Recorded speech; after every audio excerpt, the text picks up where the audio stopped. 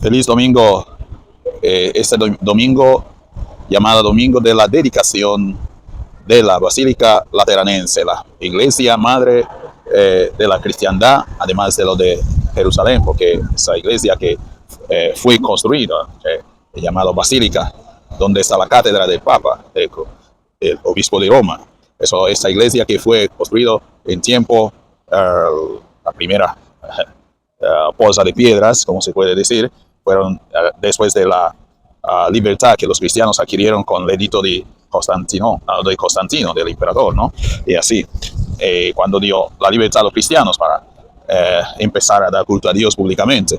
Eso. Nosotros hoy, con esta fiesta, ayudado por la palabra de Dios, nos ayuda a entender cómo el templo ahora no es más solamente aquello hecho de piedra o de madera, y eso, sino nosotros, como dice San Pablo en la carta a los Corintios, eso, nosotros somos templo del Espíritu Santo. También Jesús ya nos lo ha dicho, hablando con la samaritana, que cada uno de nosotros somos en una manera u otra lugar donde Dios se manifiesta. Entonces, cuando adoramos a Dios en espíritu y verdad, somos su templo, somos lugar donde Dios se encuentra con las personas humanas. Entonces, es importante también ver la actitud de Jesús delante de abuso que hacían sus contemporáneos. Entonces, de frente al abuso que hacían sus contemporáneos, los religiosos, sumos sacerdotes y escribas y todas las personas que servían al templo, buenos religiosos como también devotos, como somos hoy, Jesús hizo esta enfado, azote en el templo, regañándoles de cómo han transformado la casa de Dios, porque el templo era considerado como casa de Dios, sagrario, donde se puede encontrarse con Dios de los judíos. Entonces, él entrando allá vio que había un abuso. Este templo se ha vuelto un lugar de comercio, de negocio, de tantas cosas que no tenían más nada que ver con la salvación de las personas. Entonces, él le despertó con un enfado, diciéndole, la casa de mi padre es casa de oración, y ustedes la han transformado en cueva de ladrones. Entonces, es importante para nosotros también ver cómo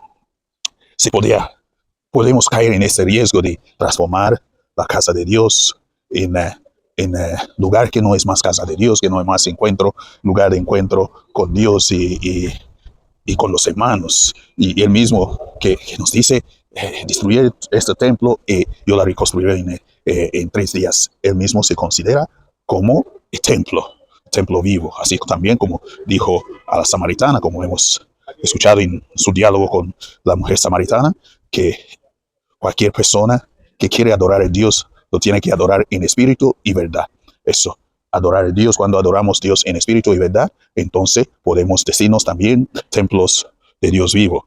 En aquel entonces, como habíamos visto también en la primera lectura, el libro del profeta Ezequiel, este templo del pueblo de Israel en aquel entonces era también ya con la profecía, con profetas, era considerado un lugar también donde salen la gracia de Dios, donde todo el agua que sale de este templo se vuelve agua de vida. Eso también para nosotros, hoy la iglesia debe ser un lugar donde emanan agua de la vida, donde podemos adquirir gracia santificante, donde se puede ir para los sacramentos, la Eucaristía, escuchar la palabra de Dios, para que luego, cuando salgamos de estos templos, nosotros nos convertimos también en instrumentos de gracia de Dios y de salvación, para que quien se encuentra con nosotros, que somos templos vivos, que somos irradiación de esta luz de Cristo, podemos ser instrumentos de salvación. Entonces damos honor a lo que es templo vivo de Dios.